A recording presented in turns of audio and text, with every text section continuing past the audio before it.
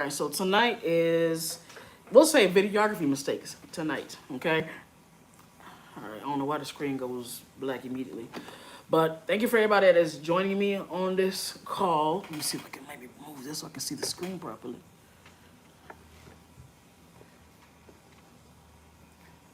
Okay, there y'all go. I think that's better. Yeah, yes, yes. Okay, so I think that's good. All right, so it's been an interesting week. Okay, as you guys see, I now have my setup a little differently. Normally, my setup is in the middle of my living room where I have a backdrop set up and all of that. But now, instead, I'm actually doing it a different way. Okay, I think that's good. So if you guys can see me, if you can hear me, please give me a thumbs up. Comment, say, yeah, you're good. And then I can jump right into it. So first and foremost, we're talking about this camera right here, okay? My Canon T7 Rebel. This, in all honesty, I wasn't expecting to talk about this camera this much. Like, my goal for the most part was just to be able to really have content when it comes to my clients, have content when it comes to myself, and be able to do that on a regular basis, right? But the thing is, life has definitely been showing itself differently for me. So now it's like, hey, you need to talk about this, and people are showing up because they need to know more about this. So we're here with it. All right. So thank you guys. If you are coming in and you want to know more about your camera, I am going to do a demonstration this evening. Not no live shoot or nothing like that, but I am going to be showing you guys some basics when it comes to this particular camera, the setup, this DSLR adjustments. Okay. So if I do have anybody that is in the chat that is currently a videographer who is looking to get into videography, this will be the time for you to go ahead and let me know. And of course, if you guys have any questions about anything videography, please let me know as well. I can respond to those questions and give you guys answers, okay? Let me see. I think I got an SD card in here. I hope I do, okay? So first and foremost, yes I do. So, got my SD card, for those you guys can see. Okay, this is my SD card. And then, of course, I even got my battery in here. All right. Now, this is where both of those things are placed. Okay, as you guys can see that. This is the battery, and this is the SD card right here above it. And then I just close that bad boy up, and then I can turn it on with these buttons right here. Okay, turn that on. Screen comes on, and we are in operation. Okay, easy stuff. All right. Now, with that being stated, the reason why I'm talking about videography today is just because I have been getting a lot of people that have been asking me about advice on how to be a videographer, mostly how to understand their camera. Some people definitely haven't understand how to get clients, and ultimately the best way for them to do that. Okay, thank you guys so much for joining in. E and V, thank you for showing up. I appreciate that. Anybody that has a camera, who is a videographer, a photographer even, just let me know in the chat. Put your camera emoji in the chat that way as well. I can also give you guys a shout out, and I appreciate the attendance. Okay, Lushy, I see you in here. Thank you as always for showing up. I appreciate you. All right. So I have a little mini list of things that I'm talking about when it comes to videography. This camera, I'm just like still amazed. So I already went over and told people like I wasn't expecting to talk about this camera this much. I really just want to get bookings. Like everybody else want to get bookings, but I'm like, it apparently needs to be discussed because people are intrigued. They want to learn more. They want to be able to do more as well. And there's not a lot of people who's doing that. And the people that are doing it, they are throwing around so many complex words. They are making it to where also making those of us that still use beginner cameras, in a sense, feel bad. All right. I actually just recently had somebody come in here on my Instagram and was like, hey, you need to upgrade. You need to think about upgrading your camera. That was my gimbal bracket. Forgot to take that off. But you need to think about upgrading your camera. And I'm like, I'm definitely wanting to. Best believe I want to. Like that's the goal.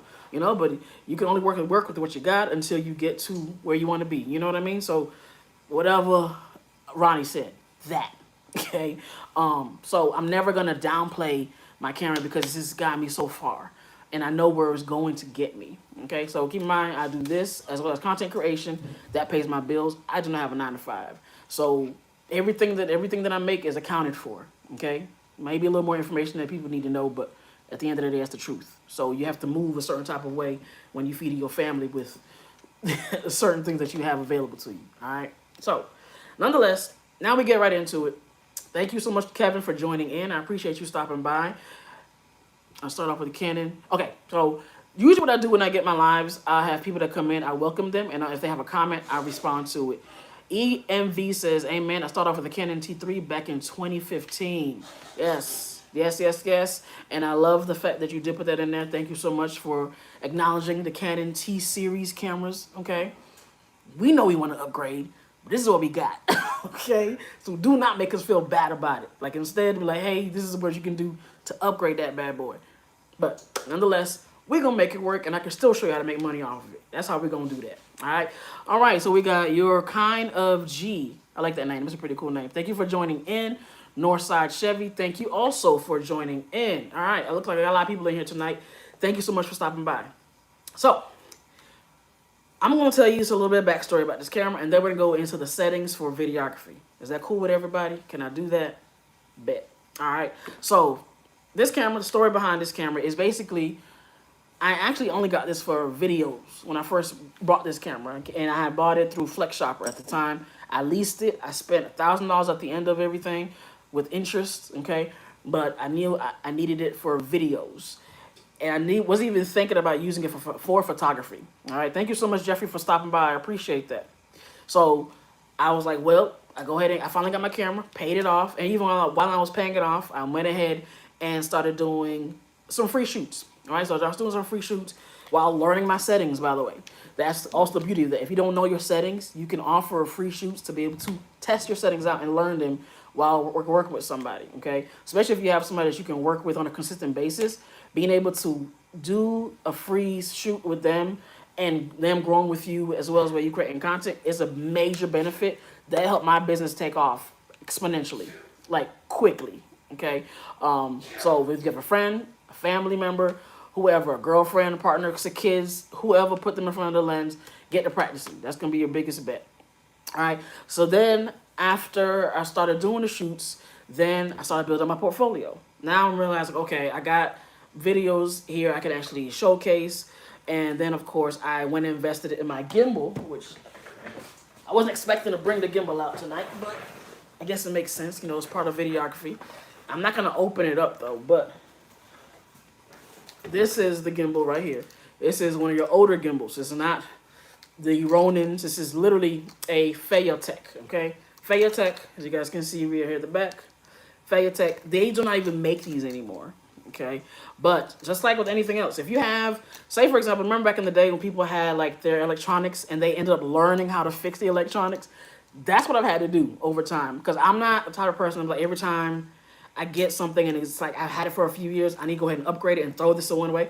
I'm going to learn how to clean it, how to fix it, how to operate it, you know what I'm saying? Because at the end of the day, it's still mine and it's still good. So I'm not a throwaway type of person, unless it's just trash. DJ KY join. Thank you for stopping by. Juice Man on camera. The camera. Is that how you say that? Thank you for stopping by. All right. So with that being stated, I have learned, okay, when there's a pin that's loose, how to tighten it up. I have learned when this is off balance, how to get it back balanced. I have learned how to add attachments to it and a few other things just to make it work for me and my camera and ultimately make it work when I am working. And I have seen certain things where I'm like, oh man, I don't like how this looks. And then I had to figure out why it was looking a certain type of way. Okay, got my base. And then I had to realize, okay, this is why. So once you start realizing those things, you're like, oh shit, like I can really, now I'm really an owner of my equipment. It's not just, oh, I got the equipment because it's easier. Like I know how to manage it. I know how to tweak it. I know how to fix it. So we're going to leave this right here. Okay. So that's that. Now, The next thing is once I started doing the shoots, now I'm starting to get some bookings as well. Thank you for the follow. People who have followed me who are coming on here, I appreciate that. Thank you so much. X Chandel, who also just joined in. KG joined in. Yo, y'all are coming through. I appreciate the love. I appreciate the attention. Thank you so much. Again, if you guys are videographers, photographers, have any questions for me, I am going over beginner basic stuff today. Okay, so definitely tap in with me or share it with somebody who needs it. This is gonna be that day forward. All right. So after that, then I realized, okay, so I have a niche for it. I was able to work with a dance company, and we ended up, they had shows pretty frequently, so I was also able to work pretty frequently. And because they had the dance company had people inside of it, like a number of members, I was able to also work with those members on the inside and then spread out with other companies outside of that same dance company. Hence my network blew. Okay. So, or did I say blue? My network grew. Okay. So that was a really cool thing. So again, it goes back to finding anywhere, finding a group of people, finding friends, finding even other photographers. You'd be like, yo, I need to make content. You need content. Let's work together. Let's do this thing and keep posting it, because over time people are going to see you as somebody who knows what you're doing. All right. So do not be afraid to start with something. Even for me, I started with my phone. I started with my phone doing the shows, and it ultimately ended up growing into what it is today. So going into the actual settings, Juice Man says, I have the Sony ZV-E10, currently trying to video and take pictures of sports. Okay, nice, nice. Do you find like it's a huge difference between the two? I'm actually going to talk about that next, so I'm asking. Is there a huge difference between picking the pictures and understanding how to do video? Okay. All right, so WLW, Women Love Women, how you doing? Thank you so much for stopping by. I appreciate that. All right. Welcome, family. So I am going to say that a lot of people might feel like the difference between photography and videography for them is like a huge difference. And it can be intimidating if you have never tried it, okay? What I've noticed is the settings are literally the same. It's just understanding when to adjust the settings for what you're doing, okay? And that part is where it can get tricky and it can get confusing. So we're gonna go over again the settings. You literally your ISO, your aperture, and your shutter speed. I'm gonna try to go as slow as I can, okay? I'm trying to get you guys to pick up as much as possible on this. If you guys have questions, you're like, yo, slow it the hell down, then we can get into it. But if this is good for you, then let's go. All right, Ming popped in. Thank you so much for stopping by. I appreciate the support. All right. So with that being stated, go ahead and take my lens cover off. All right. Now, I guess I can say, I'll tell you guys what the settings are, and then we'll go over how to manage it. All right. So the settings are, if you are talking about your shutter speed, all right, I do not have technical terms, by the way. So if you're looking for me to be like, this is the exponentially, this and that, I don't do that. I'm not TI when it comes to that. I'm just gonna give it to you as layman as possible. All right. Shutter speed, that is literally how fast someone or something is going. Okay. Meaning, whether I am doing pictures, we'll start with pictures to not confuse everybody. If we're doing pictures, somebody is moving, and if my shutter speed is low, I'm talking about low to the point it's like 1/30, or sometimes I have seen like a 0.8, right? That is where the shutter speed is slow. The lower it is, the slower it is. The slower it is, the blurrier it is. If you can kind of associate slow and blurred to like a drunk on the street, that'll be an easy way for you to remember that. That's not how I remembered it, but in case anybody else watching, they're like, I can't remember how to do this shit. It's too slow as far as it's like lower than like 1/30 when it comes to shutter speed, you're going to get some blurry footage, okay? That's, again, with the shutter speed. If it goes up, if you're like going to like 1/500, sometimes even 1/1000, that means you're trying to catch something moving fast. And when you catch it, you snap it, you're actually having a clear picture. So meaning it's not going to be blurry once you look at that picture, once you have snapped it, okay? Now we can go into the lighting, the settings, the flash aspect, all of that. Extra technical shit, right? So then you definitely want to make sure that, of course, this is where you're going to adjust and determine on which one you want to go with and how you want, if you want to be in the middle, all of that, right? So Ming says, if someone is moving 1/250 is the lowest you should go if you don't want blurry, right? That's usually your go-to. Like 1/200 or 250, that'll usually kind of catch things at a pretty sharp, good sharpness, right? It won't be as blurry. So that's just shutter speed. All right, now also remember, when it comes to shutter speed, it also can affect your lighting. This is why it took me over a year to learn this. All right, when it comes to that shutter speed, when that shutter speed is too low, you actually get more light. That's the interesting part. You actually get more light. So you might be looking like, my image is dark. I want more light. I don't know what to do. Let me go ahead and drop my shutter speed all the way down. You're gonna get more light, but you're gonna get a little bit of blur too, right? And again, that's just pictures. Now let's translate that to videos. I personally have done videos where they are over 1/200 or more, and maybe 1/30. No more or less than that. Usually been like 1/30, right? That could be either I'm compensating for the light, or it's mostly because I'm compensating for the light. I'm not really having any other options. So if I decide to do that, I actually can tell what happens during editing. Okay, this is where the video aspect does show itself differently from photography. Meaning that if I go into editing and I'm trying to slow my image down and trying to give like a nice slow-mo effect, you're gonna see blur. You're gonna see it. If you want that effect, go for it. If you don't want that effect, this is where the next time you decide to shoot it, go ahead and bring that shutter speed up, just so that way you can have more control over the sharpness when it comes to the motion part. Okay, does that make sense? Because that was the shutter speed alone. So I know a lot of people might be confused just from how that sounds. All right, Cherry Lemon, thank you so much for stopping by. I appreciate that.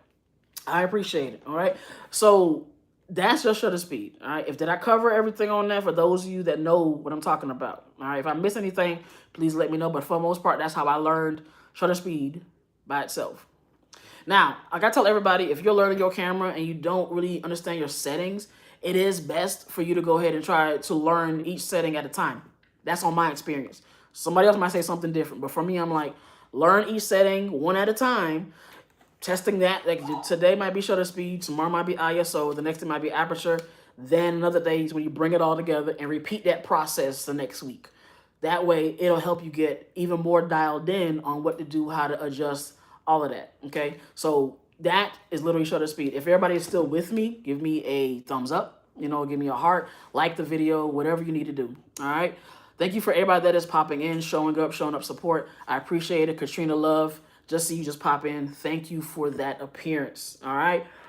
Cool. Juice Man says, good, cool, bet, and the likes. I appreciate that. Thank you, guys.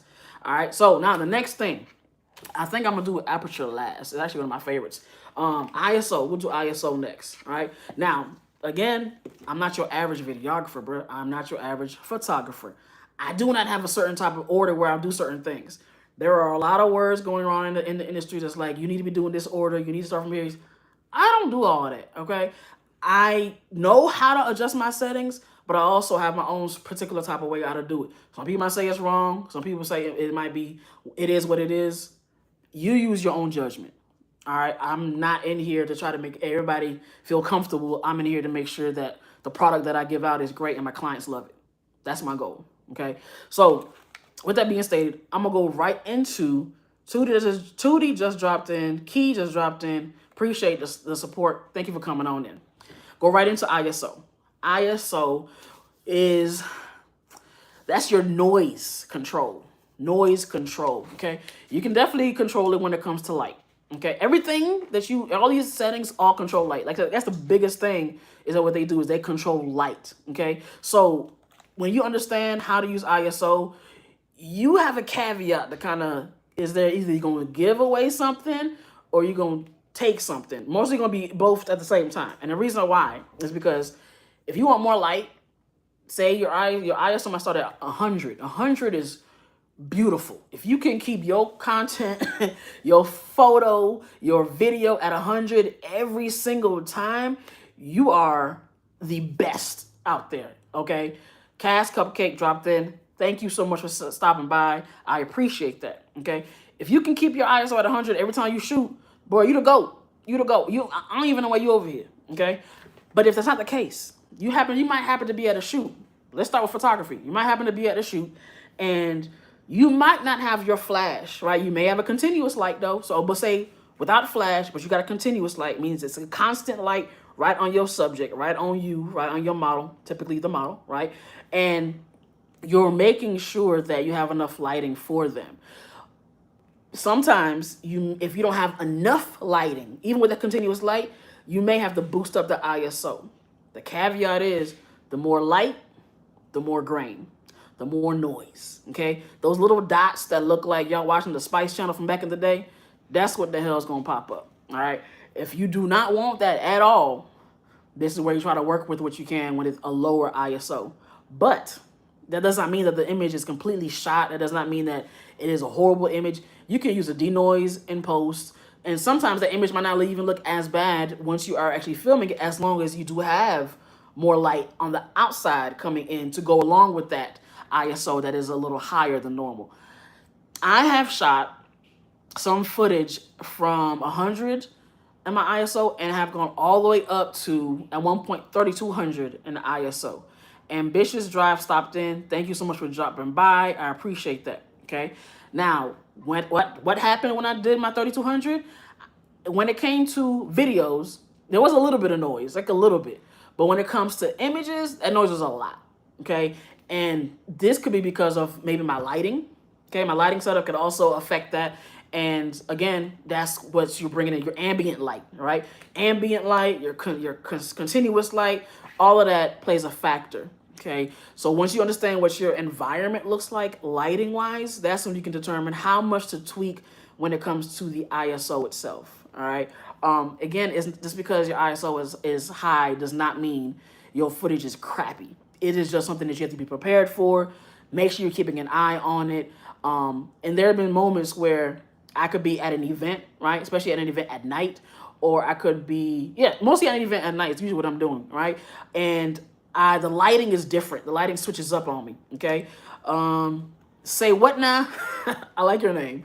Thank you for stopping by and talk about camera settings for videography, all right? Literally Videography Basics 101. Currently on ISOs, working for night events, working at night events.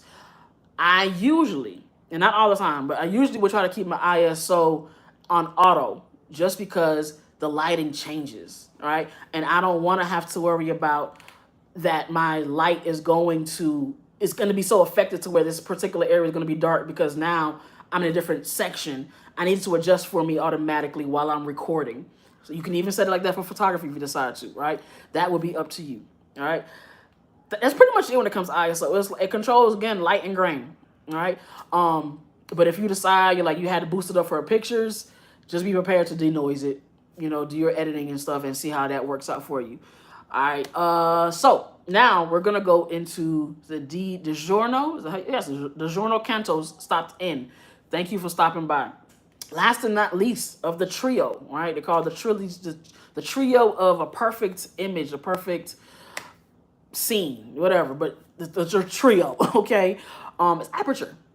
Aperture is one of my favorites, and that has everything to do with the fact that I love being able to have either a bokeh background, which in this case, bokeh would be considered having that creamy background and your foreground is sharp, okay?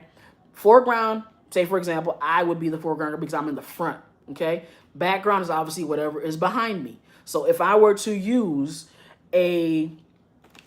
my kit lens is not the best when it comes to it personally, but I do have prime lenses that I love using. 35 is my favorite. 50 is also great for it, okay? But either one of those prime lenses are really good. So if I bring my aperture down to, say, like a 2.0, 1.8, some go lower than that, and if you can, those are also really, really, really good.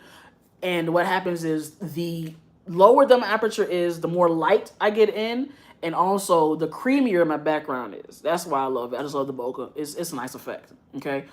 Prime lenses usually give you that way more than a kit lens or a zoom lens.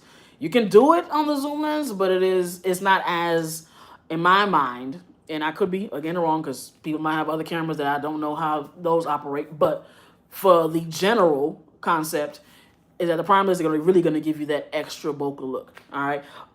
But if you bring that aperture up, All right, so if you're talking about like a 4.0 or 8.0, you are definitely going to be looking at having everything. Everything is going to be sharp. Everything is going to be seen. Okay, like it's going to look like this. Okay, meaning that you can see me, you can see my background. Nothing is blurry. It's just going to do what that's going to do. All right, Faye jumped in.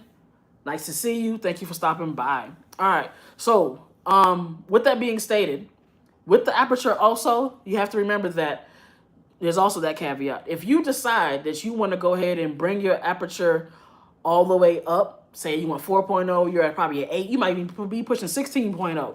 Everything is going to be sharp, but it's also going to be dark, okay? Hence, that's why I said the lower you bring your aperture, you're talking about 1.8, 2.0, 1.4, it's going to bring more light, but it's also going to have that bokeh look, all right? And that's literally for both photography and videography. Now, depending, of course, on how you want to use that when it comes to videography, definitely being mindful of where your autofocus is at, because that could determine on, hey, this might not catch their face every single time, but if you have facial recognition on there, you're good to go. Make sure you got that setting set up. That way you could be straight. So no matter how often they move away from you, you can still keep that same focus on them. All right. Same thing when it comes to your photography as well. Just ensuring that you're always having that focus specifically on your subject, so that way you're never catching it. Now, if you decide you want to be creative with it, sometimes I may be doing a photo shoot and I can adjust my lens so that way the person that's in front is blurry and I can catch the background to be sharp. That you can also do that too. All right. So there's also that concept. I got Hey Marie is up here.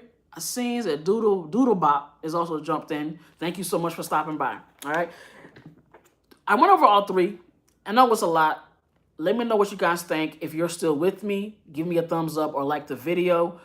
And if you guys have any questions, of course, let me know. If there's anything that I stated and you're like, yo, there's a different part to that too, let me know. I'm also open to conversation.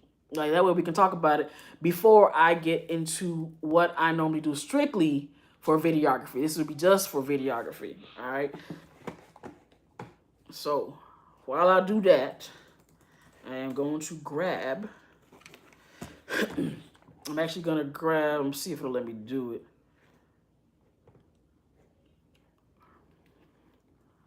So I have this file that I created when it comes to helping videographers getting started out, right? And it is literally, it's an ebook, right? Yeah, there it is. It's an ebook, and it's called How to Be a Paid Videographer from Smartphone to DSLR Success, okay? And what this does is it helps you go from beginning to end as far as starting out with your phone, as the title says, starting out with your phone, and ultimately getting into your camera, right? Whether it's, you can do the DSLR, or you can even decide to jump right into a mirrorless, all right? For the most part, as far as I know, the difference between the two is the screen comes out on the mirrorless, okay? Mine does not, and that's okay. I'm not tripping about that too much, but I know when I get a mirrorless, I'm looking forward to pulling my screen out. And then also what I've noticed is that they also shoot in 4K. All right, so that's also another thing. If you want a camera that it shoots in 4K, definitely want to make sure you get you a mirrorless. Look at the specs just to make sure it meets what you want it to do, especially if you're trying to post on social media or post just anywhere. That way it has a great quality to it. All right, so that's something to definitely pay attention to. Okay, so now I'm going to go into the concepts of videography for me. Okay, now we did talk about these, and I meant to show this to y'all, but I guess I just got to talking. Okay, so right now we are on this one we just talked about right here at the top. That's shutter speed. Okay, that it would be your shutter speed at the top. You see the 1 over, what's it say, 1 over 200. Okay, it's usually gonna be your middle ground. You can decide if you want to stay with that or move it up or move it down. All right, and then the next one is going to be your aperture. Aperture is, as you see right here, the 7.1. That's your aperture, okay? As you know, the higher it is, the sharper everything comes in play. Then right next to that, that is your ISO, okay? ISO is gonna be where you can control your grain. It is where you can get more light, all of that, all right? And again, putting them all together. So one of the things that I have noticed and learned when it came to using my camera specifically, Sandy Albright showed up. Thank you so much for stopping by. Okay, cool. And that's the new one that came in so far. Again, have any questions, just let me know. All right. So one thing I've noticed when it came to using my camera for videos is I'll say mostly the only thing I really focused on was the balancing or smoothness. Okay. So there is a thing inside these cameras that is called in image stabilization. I think it's in-body image stabilization, IBIS. Okay. I said I didn't know a whole lot of big words. I guess I lied. So that is really good when it comes to keeping your camera steady. Okay. So a lot of times, obviously, as we know, people may have gimbals. I definitely have my gimbal. It definitely helps me out a lot. Keep in mind, I also have carpal tunnel. So me having a gimbal helps. Okay. Now, if I use kit lens, my kit lens is not, it actually has its own image stabilization. So meaning if I decide to go freehand, you're not going to see a lot of shaking. But if I decide to use my prime lens that does not have image stabilization, and there are some that actually do have it, but you have to, of course, be prepared to pay what that cost is, and it'll be worth it. But for my prime lens that does not have the image stabilization, my hands can get a little shaky. All right. Trina is in here. Maria is in here as well. Thank you so much for stopping by. All right. So those are the things that I have had to understand is like, depending on what kind of footage I want, I have to be ready and prepared. So that way my footage is going to come out either smooth or not shaky. Now, there are definitely many different ways you can ensure that it's going to be as smooth as possible. I have seen people put the camera to their chest or their elbow to their chest or elbow to literally like underneath their side, like right on the side, and hold this as tight as possible like this, and have been moving around and it's been smooth in this way. So that is also a method that you can do. Some people say freehand is better than gimbal.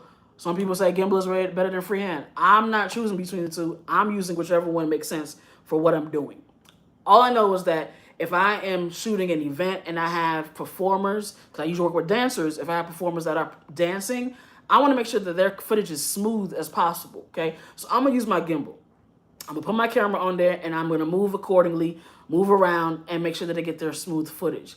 If I happen to decide, you know what, I'm looking for some more effects, I want to be able to make it really impactful, then I may go ahead and grab my kit lens and even use that by hand, right? With the possibility of that little bit of a freehand shake, which as we've seen in certain movies, certain shows, when you are watching a scene that has some like emotional impact to it, you'll be able to tell that they are literally holding their camera by hand, as you can see, because they might zoom in on the person's face, they might come close, and then they'll go back to like the smooth capturing it again, the cinematic capturing. So there is a reason for everything that they do when it comes to filming. That's how I think about me when I film, right? So if I am doing a visual, most of the time, if I'm doing a visual, I will use my prime lens because I want to have that bokeh look, and I want to make sure that they are also getting that really crisp in your face feeling of that shot. All right. Now, if I know I'm going to be far away, I'm going to have some room between me and the subject, and we're probably just setting the tone, I'll probably use my gimbal, put my kit lens on there, and just go as is. All right. And that way, I get to also switch up from that scene to the other scene, and it's a great effect. Okay. Does that make sense to you guys? Like, that's how I think about videography. I don't just think of it, I'm just pointing a camera and just filming. I think about how would I picture this if I was a director? Because at the end of the day, I have to go and edit this footage so that way it makes sense. If I do not take the time to think about it before I get there and even while I'm at the shoot, it's gonna be a regular video, and I don't do regular videos. Okay, so those things are important to me. All right, SLK Visual Studio came through. Thank you so much for stopping by. Today we're talking about videography basics, basic 101, just basically talking about the ISO, shutter speed, and aperture, and ultimately what I have learned and what helps me when it comes to my videography career. All right. So those are the things to keep in mind if you are deciding to use your camera for videos. Which one, for those of you who are watching that actually have their own cameras, what is your best camera and or lens when it comes to videography specifically? Okay, that way I can see what everybody else thinks. Because again, I love me a prime lens when it comes to videos. If I can really make it work, I love me a good prime lens. All right, I even have sometimes when I shoot my shoots, like for the visual I just did, I used a rolling tripod. What that basically is me putting a tripod on a rolling cart, like on the 3 wheels, and I have that in here somewhere. If I can grab it out, I can, just so you guys can see that real quick. But it's literally just 3 wheels. I actually have a video of it on my page. You guys can check that out. And I put my tripod on there with my camera, and I just rolled. Now, there's also a caveat with that too. It's great. Like it's a really great thing to have, an addition to have. Thank you, Divine Style, for stopping by. I see you. But the thing is, sometimes if you're not moving too smooth, the image might be also a little shaky, right? So some of them definitely would be over time you having to upgrade those things. And then other times it might just be best to keep that tripod standing still. Keep it standing still, that we could just move the handle from left to right and still get what you need to get, okay? So that would be my understanding when it comes to just some things about videography. Question. I'm sorry, I got YouTube and I got TikTok on one side. So if you guys are like, you're looking almost Chinese, that might be derogatory. Excuse me. You'll be looking like you just can't stay focused. That's why. I'm looking at 2 different screens. Okay. So basically, go over that. Right. Then of course, other settings on here, and this is not necessarily the basics one, but then you do have the autofocus to pay attention to. You definitely do have your auto balance, making sure you have your auto white balance, excuse me, to pay attention to, making sure that is set correctly. I have done a shoot without realizing it that showed up very pink at the end of it. And I had to play it off like it was part of the damn thing. This is where having to make sure your white balance is good.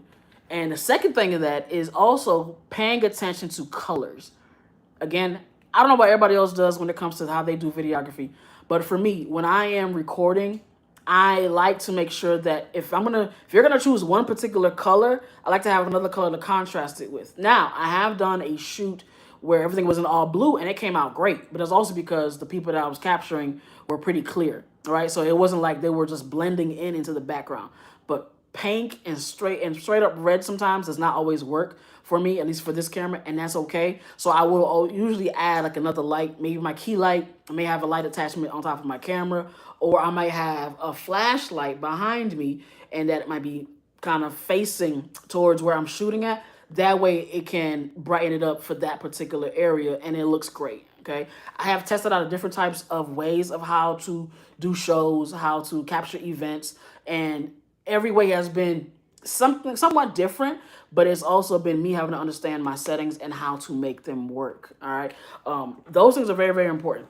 As you get into your career even longer, you're going to be in certain areas and certain environments that are not always going to be the same. You have to understand how to be able to switch it up. You have to be able to understand what works best for what, just so you are not finding yourself trying to make one setting work for everything. You will be highly disappointed. Okay, I do make my sentence correct. I never shoot my videos in auto. Never.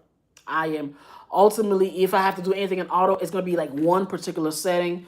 Most of the time, it's probably going to be my ISO. All right. Now, for other people, it may be something else. But when it comes to me, I'm usually going to have, that might be the only one I actually have as an auto. But if I can't keep it auto and I can actually control my environment, then I will do that as well. All right. So the next thing I did want to talk to you guys about, I just remembered, so is lighting. Okay, so when it comes to lighting your videos, right? Gerald popped in. Appreciate you stopping by. I appreciate that. When it comes to lighting your videos, as you guys can see right now, I am currently lit up. Okay. Now, if I were to turn this off, of course, I look like this, right? It's not a completely bad, but I'd rather you guys be able to see me as much as you possibly can. All right. You're probably wondering, what the hell is that? It's a remote. I have my key light in here, so I can always control how bright and how dark, and I can even make it it's warm if I decide to, which is, there we go. Or I can make it cold, all right? Or just straight up white, all right? So those are my options. I'm gonna bring that down some because that's bright. All right, that's cool. So those are my options, right? I do love when AI in here gives me these summaries of what I'm talking about. So, but yes, ask your questions if you have any questions for me. So when it comes to that lighting, positioning your lights is going to be, oh man, it's going to make or break your video. It's going to make or break your video. Settings is one thing to learn, but lighting is something totally different. If you have your lights, and I may have to move around to show you guys this, right? Or actually, no, I have another light right in front of me. I can turn that off, turn that on, and turn this off real quick. So if you have your light directly in front of you, let's test that out. Just like that. And I'll bring it down some. It just obviously just shines where I'm at. Now, keep in mind, you can see the glare in my glasses, right? And even with this light, you can also see a little bit of the glare with my glasses. But right here, it's really in there, right? I personally don't really care for it, so I try to angle my lights as much as I possibly can, okay? So, and of course, you can see the brightness obviously makes a difference. Just because you have your light brighter does not mean always that your video is going to look the best. You might have your person looking completely washed out. Their skin might be looking really, really weird. That light might be harsh as hell.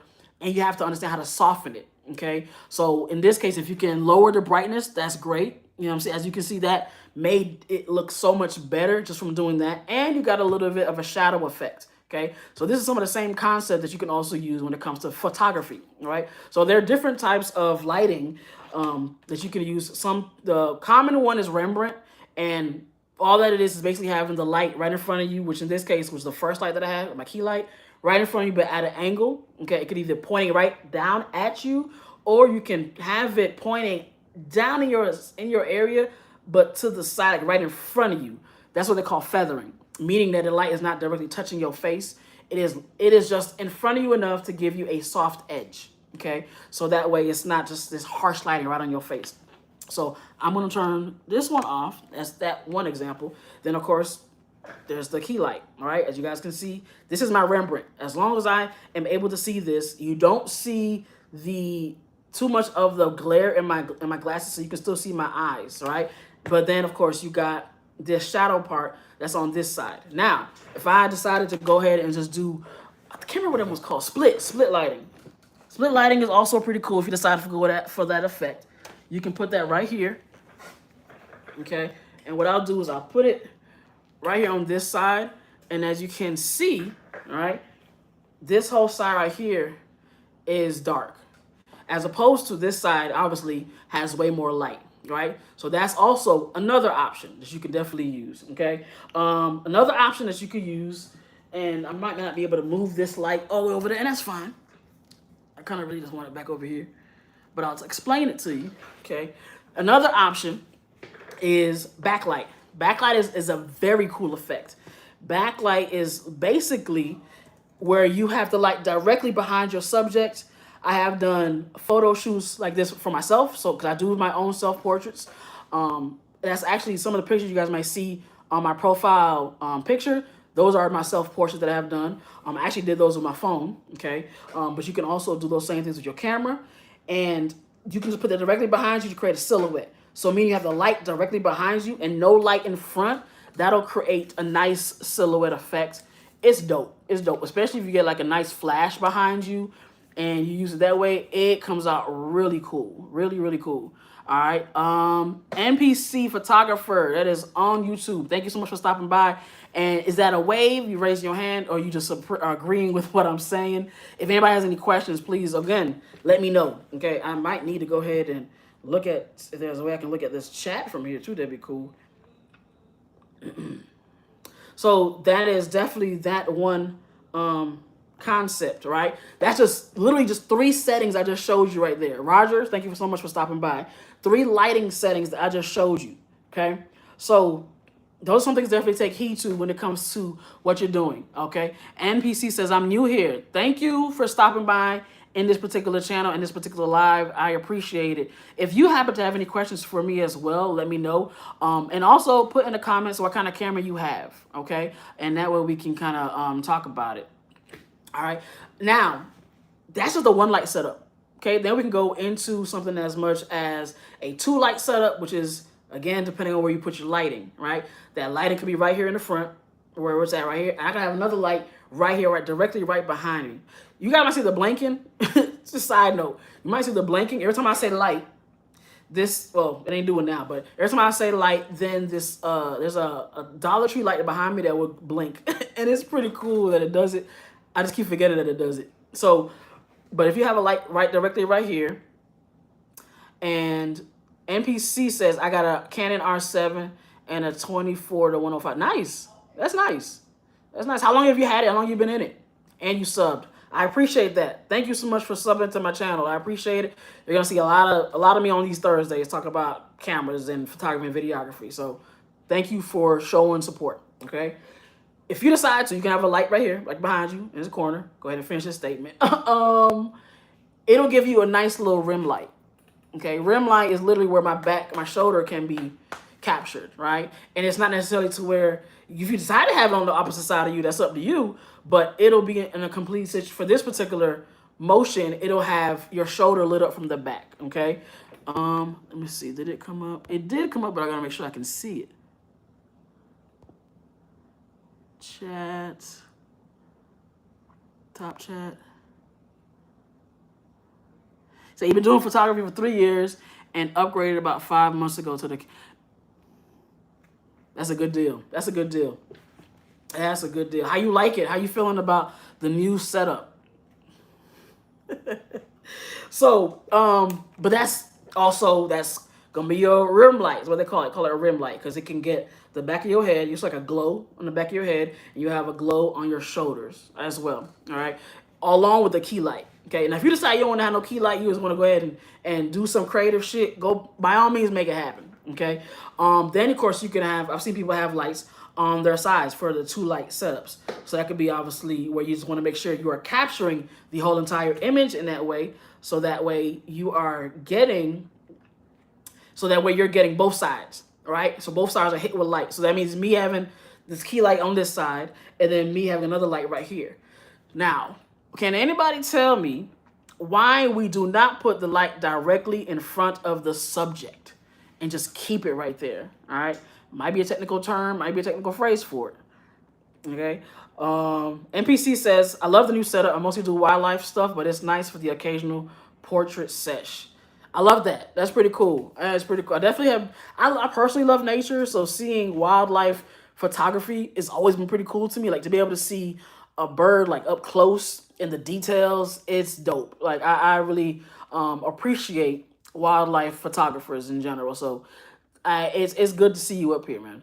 Definitely is. All right. So when it comes to, just I didn't see an answer, and that's okay. That's okay. Don't worry.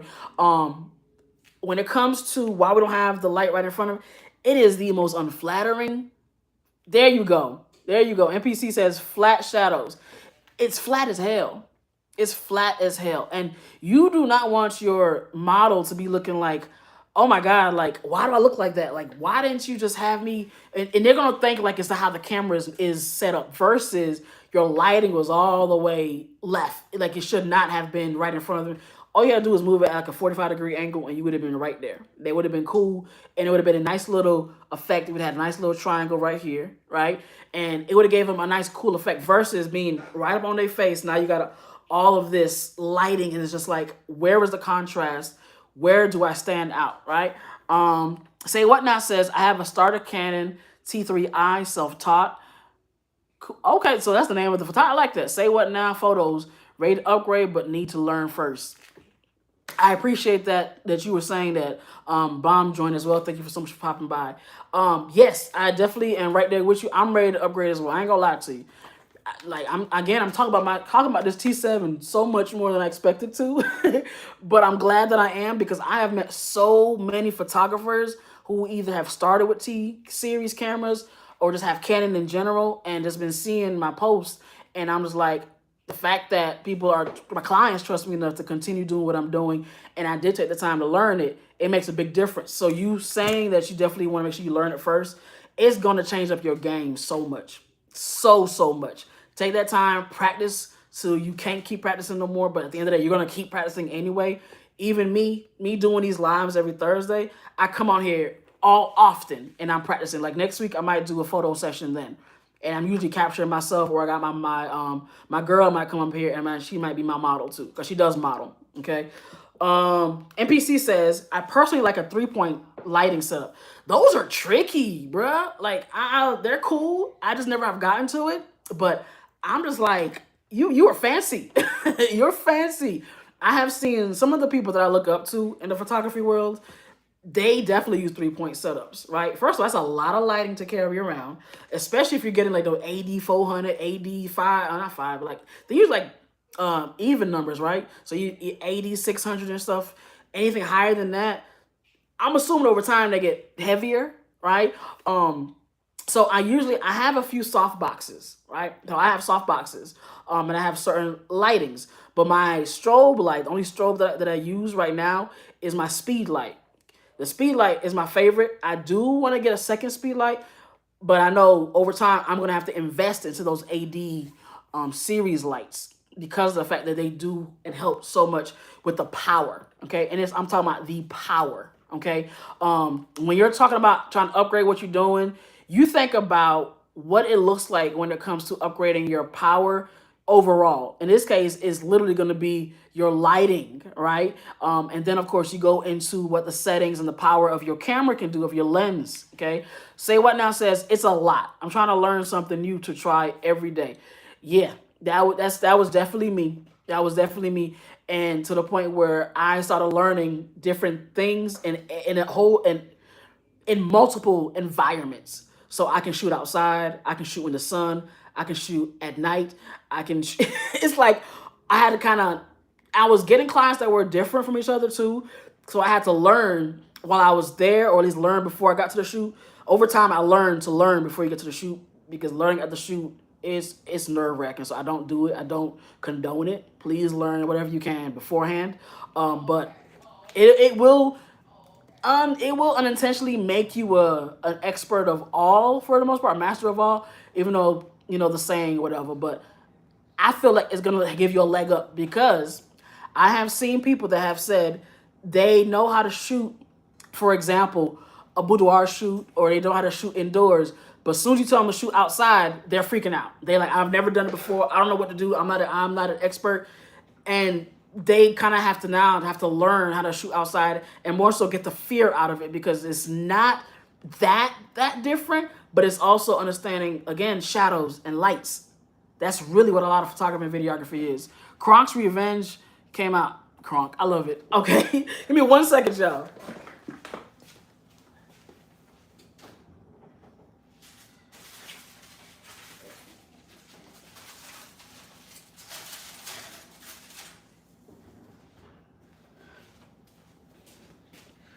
All right, I was expecting to be done by now, but we rolling, so dinner will be ready in a little bit.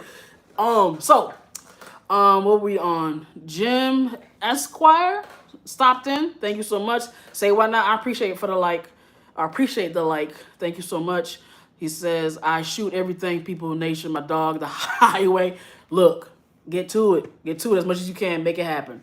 That's the only way to learn. NPC says, yeah, it get pretty heavy, to be honest, but I think it's worth it in the end. I agree. For me, because I am an overpacker, meaning I will almost damn near take everything with me. Almost.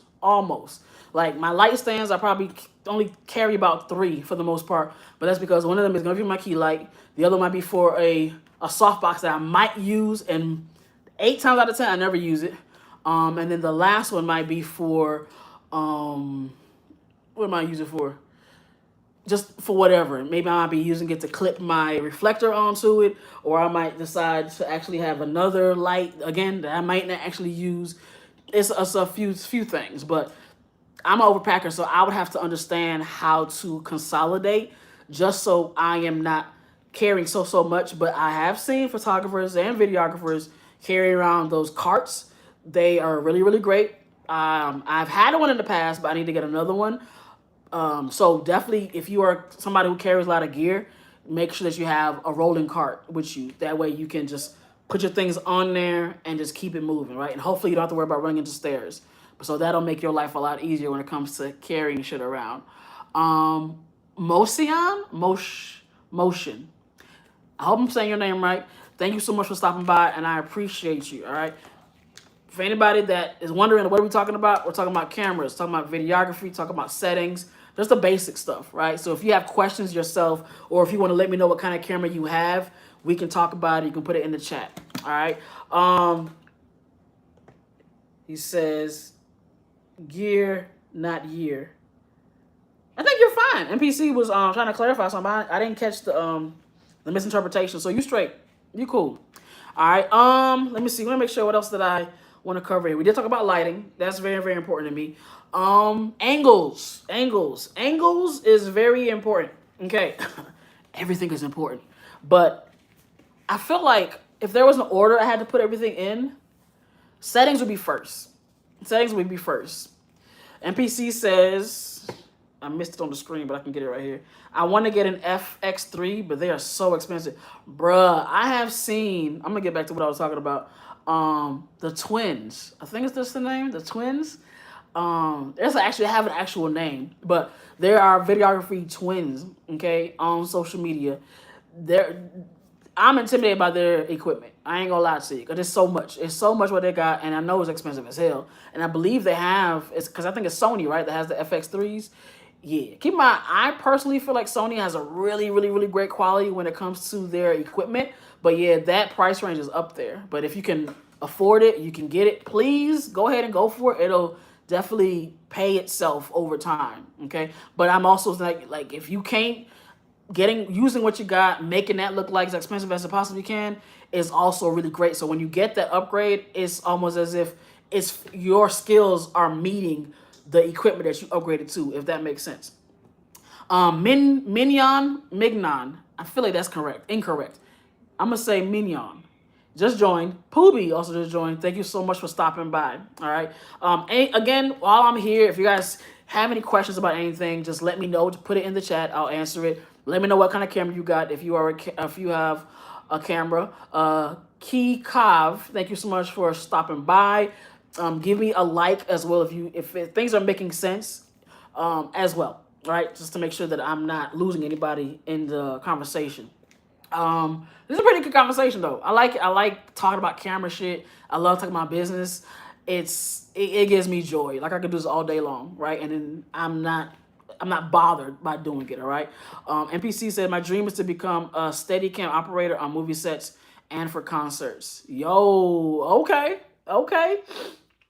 That's a big job. That's a big job. But from what it sounds like, I feel like you can be able to handle it because you definitely do a lot. But have you tried doing any kind of movie set creations right now? Like, have you wanted to try to like test out some ideas that you may have right now as well, just to see if you can what you look like right now?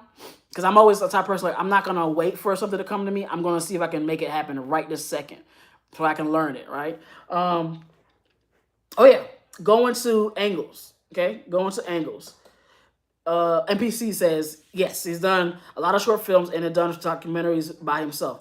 Cool. All right. Well, shit. Now, all you gotta do is send me some shit so I can check it out. I would love to support it, as well as anybody else. If you guys like have been working on some stuff and you need some feedback, and not even feedback, I just want to just look at it and support it. Definitely do that.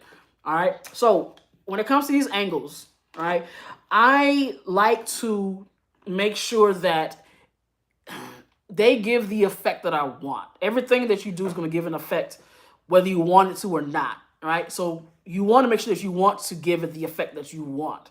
Because if you don't, it's going to give off a certain type of emotion that you might not be ready for when it comes to feedback. Okay. And I say that because if we understand angles and it comes to shooting somebody from the top part, you can make them look very small, right? If you're shooting over them, you can make them look very small. If you're shooting from below them at an angle, you can make them look very powerful, right? Same thing if you're zoomed all the way out, you might be like in a big ass room and you're like far away from them and you're shooting, it still can also kind of set the tone of what you're doing and making them look like they're also still small, but you can tell what's going on around you. Now, one thing that on a technical sense, when it comes to I don't know if it's angles, but it's definitely a composition type of thing, right? So composition would be basically when it comes to how you frame your shots. That is with photography and videography. But specifically when it comes to videography, I think about it almost like photography, but not exactly, right? So obviously when you're photography, it's literally capturing that moment. It's capturing that particular second. Whereas videography, if a person is moving, having to be prepared for where they're moving to, understanding how to move with them, also understanding exactly what to capture in that particular setting. As we know, some things are big no-nos, right? Do not cut people's head off. I had to learn that as I started really capturing people. Do not cut people's head off. So if you're recording somebody, make sure that you can get their whole head, unless you're purposely going in for the eyes, right? So if you're gonna go through a certain type of look, a certain type of scene and an angle, making sure that you are intentional with that said thing. So don't just go in and just start just capturing them, staying in that same place and not moving whatsoever. Your image is gonna be flat as hell. It's gonna be flat. It's gonna be boring.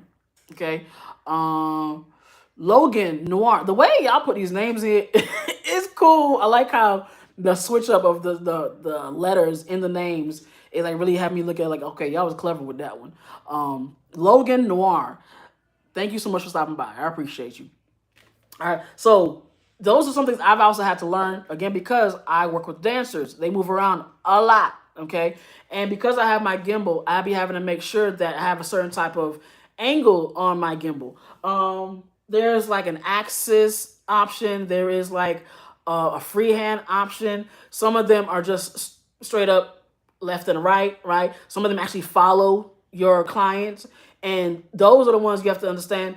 Is my client, especially if you understand how they're moving, do I move up with them? Do I move down with them?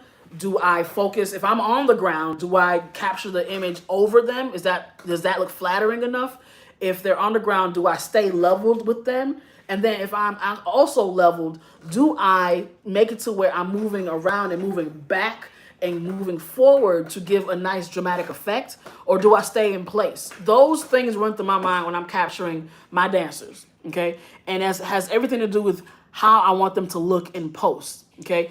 Now, I will say this. There is a difference in how you do it with your camera, whether it's mirrorless or DSLR, versus I'm about to grab this gimbal, but it's another gimbal I got, versus your phone, okay? Who just stopped in here? Jay the Creator. Oh my God. TikTok do be doing this. These puzzles. That is the most oddest thing, but I think it's because I heard somebody say that there have been people that actually fall asleep on the live. I guess that's how they rack up money quickly. That's crazy. Like, why would I do that? It's like, you know how much weird stuff happens when you sleep?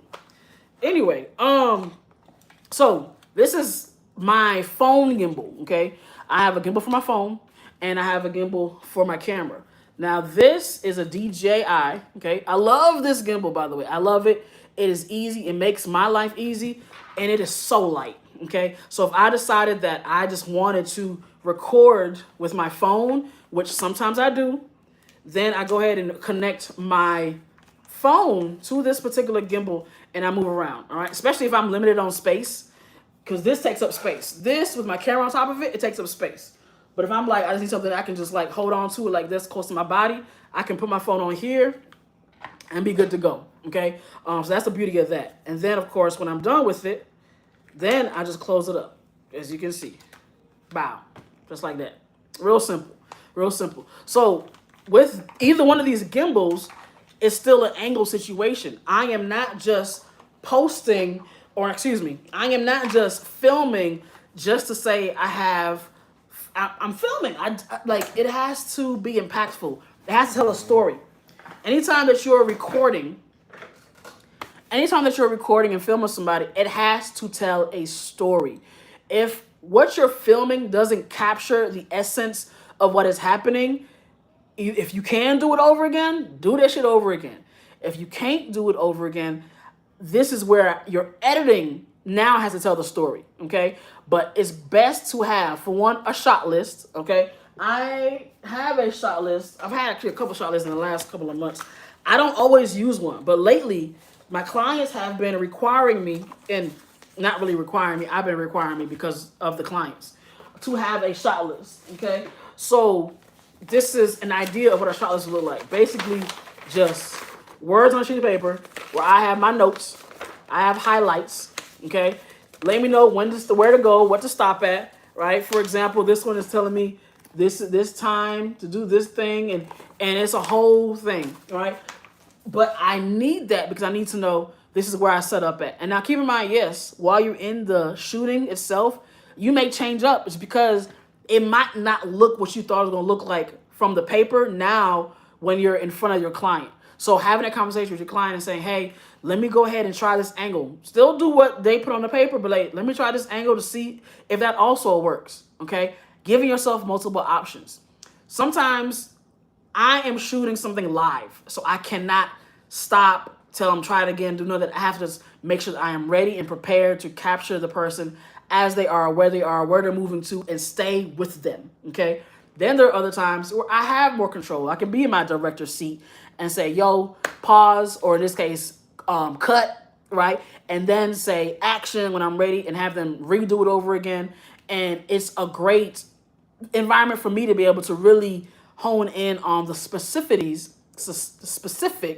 trying to make big words, the specifics of what that shot is going to look like. All right. Again, I told you everything matters. Everything matters. Your lighting, okay, your settings, and these angles. If you master all three of those things and everything that you do when it comes to videography, whatever camera you use is not going to matter because you've mastered the three things, at least in my book. You've mastered the three things that's going to make your visual stand out over anybody. If you have $1,000 plus $2,000, $3,000 camera and you don't know your settings, that camera is not doing you justice. Okay. It would be best to whatever you're starting off with, or whatever, even if you're not starting off, you've been in for a minute and you're maybe wanting to upgrade or whatever, still learning what you currently have and adding on to it, testing yourself out, challenging yourself with that same thing is going to help you in the long run. Okay. So these are some things that I definitely do teach in my ebook. All right. I'm gonna give it to you guys straight up. That's all the things that I actually go through in my ebook. I help when it comes to understanding how to go from literally having your phone, having your cell phone. Again, I have captured with my cell phone. I have made money using my cell phone. So people who say they don't think they can make money, it's incorrect. You can definitely make money with your phone. And then going on from there, as you build up your portfolio, okay? And then ultimately, people start seeing what you do and they know that you put in that work and that effort and testing things out. Grab you a friend. Being able to say, yo, I got this idea I want to try out. Go ahead and try it out with them. Have them on retainer of some sort. Be like, yo, I'm going to use you every week. Go ahead and just try out a bunch of different stuff. I promise you, you and your friend are going to be famous together, okay? I would rather build up somebody else that I know closely enough. Maybe I know they need content, which I actually have done and I am still doing to this day. Okay. My partner who has her own business, she is a dancer. She has, again, like I said, her own business, which is also another dance company. And we work together.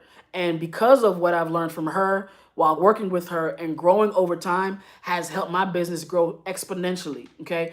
And then to the point where I do events without her. I don't always rely on having to work with her. She doesn't always rely on me. We have separate things that we do. But then when we create content together, it's crazy because the way that we can work off of each other, the creativity is bananas. Okay. And you want somebody like that on your side that's going to allow you to be challenged. It's going to allow you to really use your creative juices. All right. So NPC, I appreciate you, bro. I really do. It says, definitely only one documentary, posted it on YouTube and do reels pretty often. Connect with me. Connect with me. I know you're about to go. He said he learned on a 20-year-old camera and it was the best thing he could have done. Like, whatever you got, learn it right now. And appreciate you stopping by. I will see you next week. Next Thursday, I will be here. As long as you're subscribed, you'll see the notification pop up and I'll be here. All right. So thank you again, man.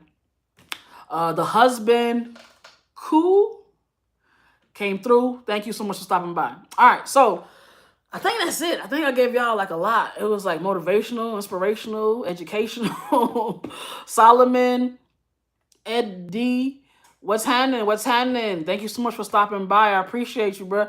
We was just talking about videography settings, basically learning the basics, literally the basics.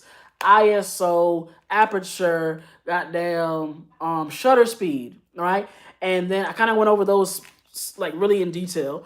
And then we went into lighting, okay? For those of you, if you're still trying to figure out lighting. Cora, you Cora just stopped and stepped into the chat. When she comes in, my likes blow up, and I appreciate her so much. I made 9 cents last week. I was so happy. um, hey, love. Thank you so much for stopping by. I appreciate you.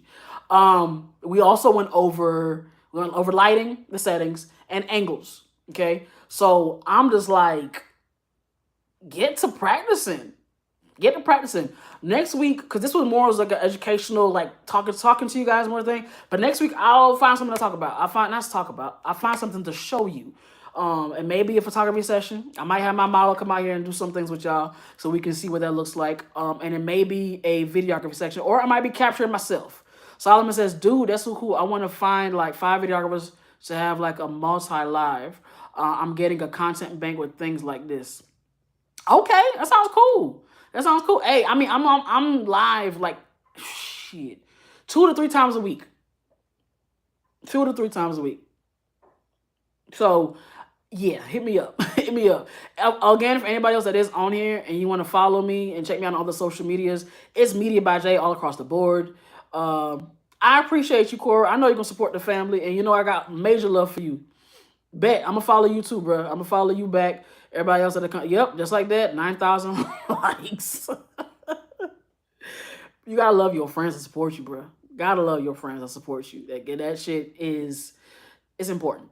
It's important. Please support your friends wherever they doing, wherever they at. You never know where that's gonna go. You know what I mean? And then when they make it, they gonna remember that shit. So, any questions before I head out?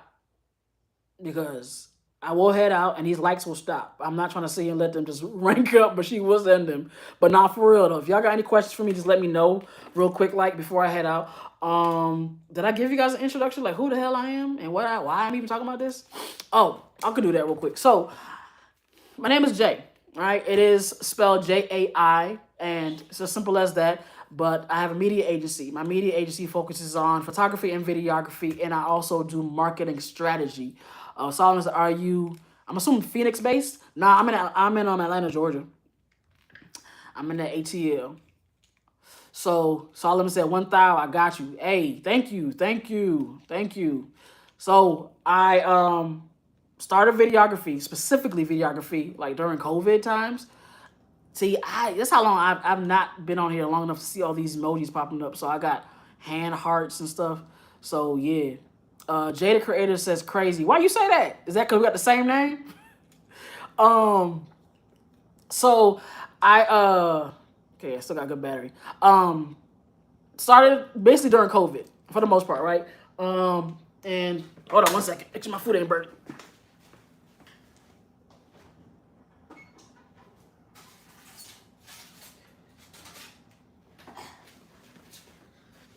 Okay, cool. All right, so Jay says same name, Andrew Photography and Videography, and NGA. Yo, we should link up. What's up? What's up? Hit me up too. Like follow, and I'll follow back, and that way we can touch base and check in and see what's up. So I love connecting with other photographers. I actually got I'm rambling because I'm going from one subject to the next. I have Cora. Yes, Cora. I have a luxury content days actually coming up here in Georgia. I am working with 2 other, I don't really care for the word female, but 2 other women photographers. Okay. And they're gonna be working with me. We're gonna be capturing, and I'm trying to lock in this space. This space is gonna be nice as shit. So once I get that locked in, I'm gonna let people know who want to jump into it. Now the thing is, 175. I did say it's luxury though. It's a luxury shoot, but you get 3 photographers, you get 15 shots. Like that's the type of shit that I'm on, right? So I like doing this. I love doing this. I love creating content days. Something else for you guys to consider if you have not been doing them on your own. Sometimes you don't have to wait for a client. Sometimes just bring the clients to you. So just go ahead and say, hey, I got a content day. Charge whatever you want to charge. Have them come through. Make sure, of course, it makes sense. Give them their deliverables, what that looks like. and build your, like, you can build so much content for yourself in that one day by having multiple people show up. It's helped me a lot. It's helped me. Just a little freebie out there for those who have not tested that idea out. All right. What else about me? Yeah, but I am in Atlanta, Georgia. Originally from Jersey. My parents are Haitian. Like, are we going that far back? But ultimately, I love being behind the scenes. I love being able to capture people. I love making people feel good. I love making people look good. Like, and I'm not to the point where, like, oh, you have to be a certain type of size. You have to be a certain type of color. Like, yes, my majority of my clientele is definitely African American, but that's just because that's what they are. But I do work with multiple nationalities and mostly women. Like, I don't really capture men at all, and it's not on purpose. I just don't work with a lot of men, but I do have some men that I would like to work with that also have been interested in working with me. So that might be added on later, but I'm not like exclusive just to women. That's just my biggest clientele. So there's that. Mandy Unmasked joined in.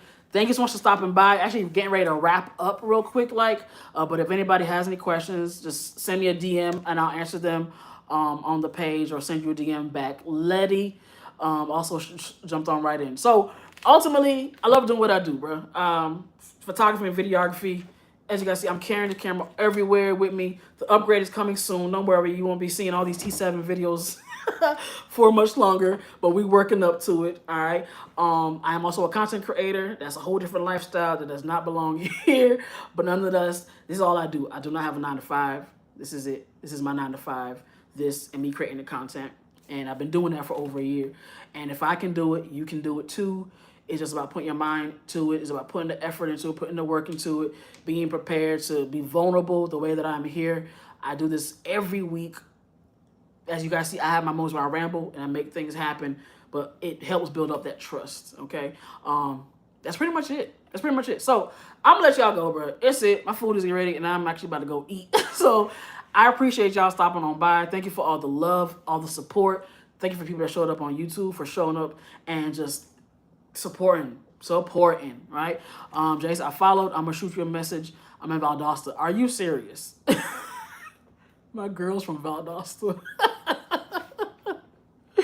Oh God. So we're gonna talk. All right. If she knows you, I know what's up.